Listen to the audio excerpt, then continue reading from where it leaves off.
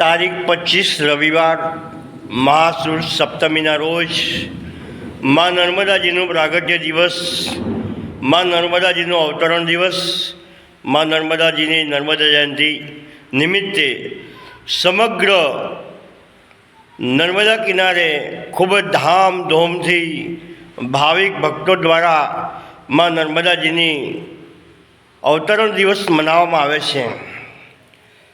દરેક જગ્યાએ ભાવિક ભક્તોના સાથ અને સહયોગથી વિશાળ ભોજન પ્રસાદીના કાર્યક્રમો થાય છે।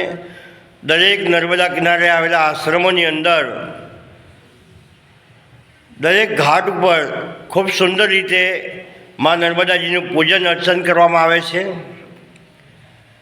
ત્યારે પ્રશાસન પાસે એક વિનંતી છે, એક રિક્વેસ્ટ છે કે મા નર્મદા જયંતિના પૂર્વ સંધ્યાએ જે હાટ પિંજર જેવી મા નર્મદા છે એની અંદર જળ છોડવામાં આવે, પર્યાપ્ત માત્રામાં પાણી છોડવામાં આવે। આપણા લોકલાડીલા નેતાઓ જ્યારે જ્યારે આવે છે ત્યારે આપણે નર્મદા નદીની અંદર પર્યાપ્ત જળ છોડીએ છીએ, જેથી દિવ્ય દર્શન થાય છે, શાંતિની અનુભૂતિ થાય છે। એ મા નર્મદા અમરકંટકથી ખડખડ બહેતી સમગ્ર ગુજરાતને જીવાદોરી છે। એ નર્મદાજીની સપ્તમીના રોજ અવતરણ દિવસ નિમિત્તે સમગ્ર ભાવિક ભક્તો ખૂબ જ શ્રદ્ધા અને ઉલ્લાસથી મા નર્મદાજીનો અવતરણ દિવસ મનાવે છે। હું સૌને પ્રાર્થના કરું છું કે નદીની અંદર કોઈપણ પ્રકારનો ફૂલ, કચરો, પ્લાસ્ટિક વિસર્જિત કરવો નહીં।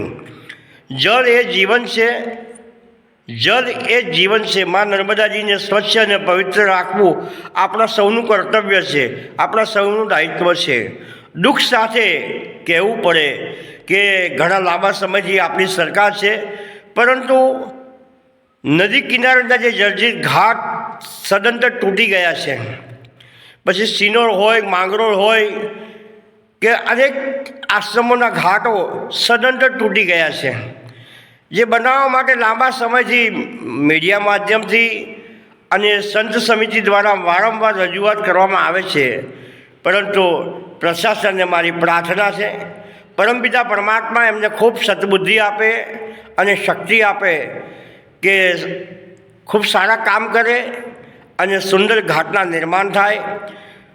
પંચકોશી પરિક્રમા 17 તારીખે આરંભ થવાની છે, ત્યારે મા નર્મદાજીનું અનેક પ્રકારના સારા કામ થાય, સારા રસ્તાઓ બને, સારી સુવિધાઓ થાય, તે આશા અપેક્ષા સાથે તંત્રને, પ્રશાસનને રિક્વેસ્ટ કરીએ છીએ।